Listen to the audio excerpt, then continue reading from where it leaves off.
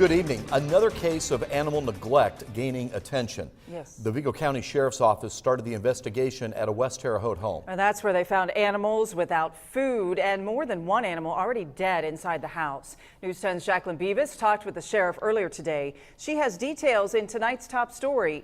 But first, we have to warn you, some of the photos in this story may be difficult to watch.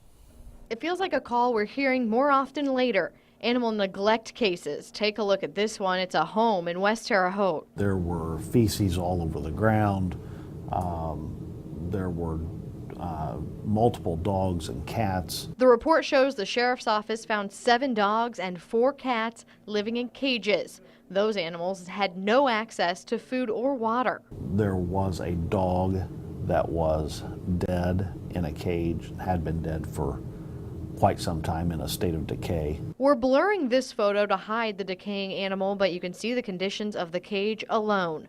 A dead cat was also found next to a bed in the house. The kitchen had litter boxes setting up on top of the kitchen countertops and overflowing next to a toaster. This one, I will say, ranks right up there with the worst case I've ever seen. So what can you do if you notice something like this in your neighborhood? Outside the city of Terre Haute, of course, they need to call into the sheriff's office. If you live within the city of Terre Haute, then they need to call the animal control for Terre Haute. For this house, a report like that saved several animals and brought in the health department to decide this house is unfit for living until it's cleaned up. In Vigo County, with Chief Photojournalist Mike Latta, Jacqueline Beavis, News 10. The owner of the house was cited for her offense. She faces 11 different counts of animal cruelty and neglect.